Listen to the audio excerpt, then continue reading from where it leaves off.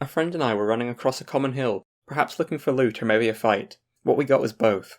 Yet not before we encountered a flock of sheep. Between us and a thicket of dense trees was a constellation of white specks grazing on the hillside. We hadn't played the game for some time, and sheep were a fresh inclusion. They were tantalizing in not only that they were new to us, but they were a source of food which can so often elude the player. We were low on ammunition for our pitiful guns, yet approached excited and ready to kill with our hatchets already being unslung from our shoulders. They were so stark amongst the grass that it was impossible to lose them, but it wasn't until one howled that we'd ever thought we'd want to. We exchanged remarks of confusion. What was that? Sheep don't howl, I can imagine us saying to each other. We couldn't have been more than 10 meters from the white cluster when one howled again, this time louder and to a backing chorus from the pack.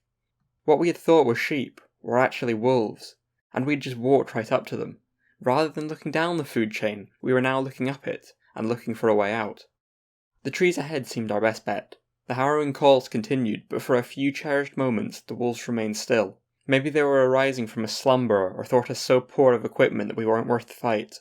We reached the trees, and like the traps had opened, they began to chase. We ran with no concern for anything other than the stalking beasts and stopped for naught. The prospect of losing each other in the greenery didn't register on the heartbeat monitor scaled for our fright of the wolves. We thought in DayZ we were playing a game, but as it turned out, it was the wolves playing a game. For a challenge or thrill, they had let us past only so they could catch us. They were nipping at our heels. Like sharks, they pursued with a lust for blood. It was now difficult to pick them out amongst the dark foliage which concealed them. This was especially so as our blood levels waned, and the world became a monochrome picture. Amongst the trees, we both spied a rock resting in a small body of water. The oasis was a double shot of relief. If we shared a sightline, we were close to one another. The two who thought sheep as wolves also hoped water would deter the monsters. We breached the tranquil pool and bounded up the rock no higher than either of us standing tall. And we were standing tall and smug. We laughed and rejoiced. Rock beat scissors, and so we discovered wolves too. They gathered at the base of its shallow descent into the murk we might have drunk from on another day. Their count was approaching 10. They ambled back and forth and eyed us like the predators they were, as we had the fictitious sheep. Man's superior intellect had triumphed once again. We wondered aloud if they would grow bored with watching us and scamper back to their days. A gunshot broke in the distance, and we felt ourselves returning to normality and civilization. As swift as they turned from sheep to wolves, they were dropping from our minds. All that remained was to wait for them to leave, but we discovered complacency was a terrible sickness. This was their territory we had stumbled into. No rock, nor man, or water was going to stop them. They barked and charged at the rock. As theirs, our mouths were agape, and the screams just rolled out. Our hatchets swung like pendulums. The wolves yelped as we traded blows. There was no let-up. The animals were persistent. They were determined to feast and accepted the going rate of sacrifice. I pulled the gun from my back, a weak semi-action hunting rifle. What ammunition I had could be counted on one hand. I shot with little regard for who might hear. There was a dull thud and a bloody clang. I had landed my third shot on an already afflicted wolf and it died. The celebration lasted but a moment as my friend smacked me with his hatchet and I cursed. The world turned greyer still. There was no malice in the act. Rather, destiny conspired with misfortune for the wolves to win. Yet seeing their comrade fall, and then another, and a third, gave them a chill. I was back with the hatchet, my ammunition depleted, and we continued to swing long past the retreat of the last wolf. We hastily applied what bandages we had to our wounds, and the bleeding subsided. We were low on blood, ere as our lungs panted our relief, and resources.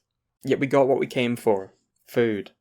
Once we had skinned the pelts from the remains and cut up the meat, we knew our toil had been worth it. Scared to venture from our rock, and too weary to haul our spoils, the site of our battle was always to become our kitchen. My friend and I were like a pair of cavemen, virgins to fire. I directed him from a perplexing online guide while he fumbled with stones and sticks to create a campfire. We shaved bark, created a drill tool, and fashioned implements for cooking from what we had to hand. Eventually we had a crackling fire on which we roasted wolf steak galore. They turned from pink slabs to golden and chestnut life preservers which had us salivating. We knew we would be set for food after this. It wasn't long before colour returned to our world, welcomed back by the fresh blood in our bodies and the rich meat.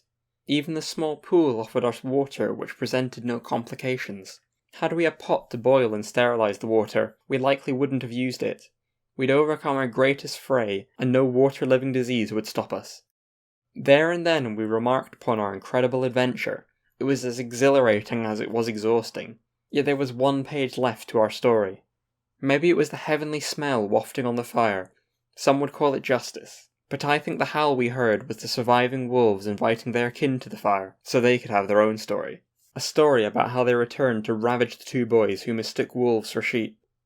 Because although at the second howl we ran, the hustling animals as bright and as fast as light itself which spawned amongst the trees were at home in those woods, and we were not. This short story originally featured in my video, The Games Which Tell Our Stories. It accompanies 2 other short stories, each contributing to a video exploring what qualities make a game effective for developing our own narratives. If you think you'd enjoy that, or just want to learn a little more about the story you've just heard, please consider watching the video linked in the description. Thank you for your time.